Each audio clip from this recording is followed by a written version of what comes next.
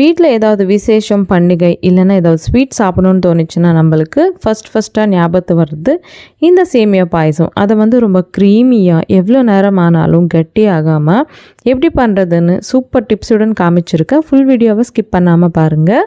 Hi friends, என் பேர் Aadhya. Welcome to our channel Aadhya recipes and vlogs.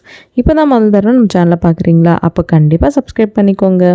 இந்த சேமியா பாயசம் லேட் பண்ணாமல் எப்படி பண்ணுறதுன்னு காமிச்சிடுறேன். இதுக்காக ஒரு கிளாஸ் இல்லைன்னா ஒரு கப்பை எடுத்துட்டு முதல்ல இந்த சேமியாவை வந்து அளந்துக்கணும். ஒரு கிளாஸ் அளவுக்கு எடுத்துட்டு ஒரு பவுலில் பக்கத்தில் இருக்கட்டும். இப்போது இன்னொரு கிண்ணம் எடுத்துட்டு அதில் 4 கிளாஸ் அளவுக்கு திக்கான பாலாக சேர்த்துக்கலாங்க. இது கூடவே சேம் கிளாஸ் அளவுலேயே ஒரு 2 கிளாஸ் அளவுக்கு தண்ணியை சேர்த்துக்கணும். இந்த மெஷர்மெண்ட்டால் நீங்கள் பண்ணால் பர்ஃபெக்டாக சேமியா பாயசம் பண்ணிடலாம். இப்போ இந்த பால் தண்ணியெல்லாம் மிக்ஸ் பண்ணிவிட்டு ஒரு கிண்ணத்தில் இது ஒரு கொதிப்பு வரணுங்க.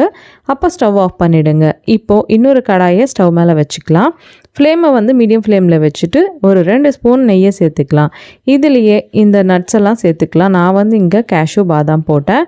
இது வந்து கொஞ்சம் பொன்னிறமாக ஆனதுக்கப்புறம் இதுலேயே கொஞ்சம் திராட்சையை போட்டேங்க. இது கூட கொஞ்சம் டபுள் சைஸாக ஆனதுக்கப்புறம் இது எல்லாமே ஒரு பிளேட்டில் எடுத்துக்கலாம். இது எடுக்கும்போது நெய் வராமல் இந்த முந்திரி பாதாம் திராட்சை வரைக்கும் எடுத்துடலாங்க. இப்போ அதே நெய்யில் மெஷர் பண்ணி வச்சுட்ட இந்த சேமியாவை போட்டுக்கலாம். ஒரு கிளாஸ் அளவுக்கு சேமியா.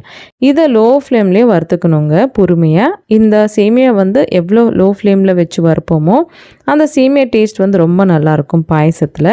இந்த மாதிரி கலர் மாறணும். அப்போ ஸ்டவ் ஆஃப் பண்ணிவிட்டு இறக்கிடுங்க. இறக்கிட்டு இப்போ பாலை முன்னாடியே கொதிக்க வச்சோம்ல அந்த பாலை வந்து சேர்த்துக்கலாம். கொஞ்சம் கொஞ்சமாக சேர்த்துக்கோங்க, ஒரே வாட்டி போட வேணாம். மொத்தம் பால் போடாமல் ஒரு 1/4 பங்கு அளவுக்கு எடுத்து பக்கத்தில் இருக்கட்டும். அது அப்புறம் நம்ம யூஸ் பண்ணுவோங்க. இந்த மாதிரி பாலை வந்து இந்த கடாய் இறக்கிட்டு நம்ம ஆட் பண்ணோன்னா பால் வந்து கொஞ்சம் கேர்டில்ஸாக ஆகாமல் இருக்குங்க. ரொம்ப டேஸ்டியாக இருக்கும். இந்த மாதிரி பண்ணுங்கள் சேமியா பாயசம். இது வந்து நல்லா கொதிக்கட்டும். இந்த சேமியா வந்து நல்லா வேகணுங்க. இது ஒரு 10 நிமிஷம் நல்லா வெந்த பிறகு இப்போ ஒரு வாட்டி ஒரு சேமியாவை எடுத்து நீங்கள் இந்த மாதிரி ஸ்மாஷ் பண்ணிங்கன்னா சாஃப்டாக இருக்கணும். இப்போது இதிலையே சர்க்கரை வந்து நம்ம சேர்த்துக்கணுங்க. இந்த மாதிரி திக்கான கன்சிஸ்டன்சி ஆகும். அப்போது முன்னாடி நம்ம சேமியா வந்து அளந்தோம்ல அதே கிளாஸாலேயே 3/4 கிளாஸ் அளவுக்கு சர்க்கரையை சேர்த்துக்கினா நம்மளுக்கு ஸ்வீட்னஸ் வந்து கரெக்டாக இருக்கும், கம்மியாகாது. சர்க்கரையை சேர்த்ததுக்கப்புறம் நல்லா இது வந்து கொதிக்க விடுங்க. இந்த சர்க்கரையெல்லாம் நல்லா கரைஞ்சி கொஞ்சம் லைட்டாக திக்கான கன்சிஸ்டன்சியாக மாறுங்க. இந்த மாதிரி இப்போது இதுலேயே ஒரு ஸ்பூன் அளவுக்கு ஏலக்காய் தூளை சேர்த்துக்கலாம். சேர்த்துட்டு ஒரு நிமிஷம் நல்லா கொதிக்க விடுங்க. இப்போது முன்னாடியே எடுத்து வச்சோம்ல 1/4 பங்கு பாலை அது கூட சேர்த்துக்கலாங்க. இந்த பால் சேர்த்த பிறகு ஒரு 2 நிமிஷம் கொதிக்க விட்டால் போதும். அதிகமாக கொதிக்க தேவையில்லைங்க. ரொம்ப அதிகமாக கொதிச்சிச்சுன்னா இது வந்து ரொம்ப திக்காக ஆகிடும். இப்போ இதுலேயே ஃப்ரை பண்ணி வச்சுட்டு இந்த நட்ஸ் எல்லாமே போட்டுக்கலாம். போட்டுட்டு ஸ்டவ் ஆஃப் பண்ணிடலாங்க. ஆஃப் பண்ணிவிட்டு மூடியை வச்சுட்டு ஒரு 10 நிமிஷம் அப்படியே விட்டுருங்க. ஒரு 10 நிமிஷம் கழித்து பாருங்கள், உங்களுக்கு சேமியா பாயசம் வந்து ரெடி ஆகிடும். பார்த்தீங்களா, நான் மிக்ஸ் பண்ணும்போதே உங்களுக்கு தெரிஞ்சிருக்கும் எவ்வளோ க்ரீமியாக வந்துச்சோ.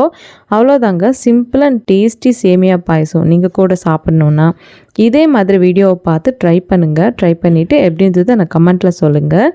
இந்த மாதிரி நிறைய ரெசிபிஸ் எல்லாம் இருக்குங்க நம்ம சேனலில். அதோட லிங்க்ஸ் எல்லாம் டிஸ்கிரிப்ஷனில் கொடுக்குறேன். கண்டிப்பாக பார்த்து அதுவும் உங்களுக்கு பிடிச்சா ட்ரை பண்ணுங்கள். இந்த வீடியோ உங்களுக்கு கண்டிப்பாக பிடிச்சிருக்குன்னு நம்புகிறேன். பிடிச்சா ஒரு லைக் பண்ணுங்கள். உங்கள் ஃப்ரெண்ட்ஸ் அண்ட் ஃபேமிலிக்கு கூட இந்த வீடியோவை ஷேர் பண்ணுங்கள். இந்த மாதிரி நிறைய ரெசிபிஸ் எல்லாம் மிஸ் பண்ணாமல் பார்க்கணுன்னா இப்போவே நம்ம சேனலை சப்ஸ்கிரைப் பண்ணிக்கோங்க. இன்னொரு சூப்பரான ரெசிபியுடன் மறுபடியும் உங்களை சந்திக்கிறேன். அது வரைக்கும் சைனிங் ஆஃப் உங்கள் ஆத்யா. Bye bye.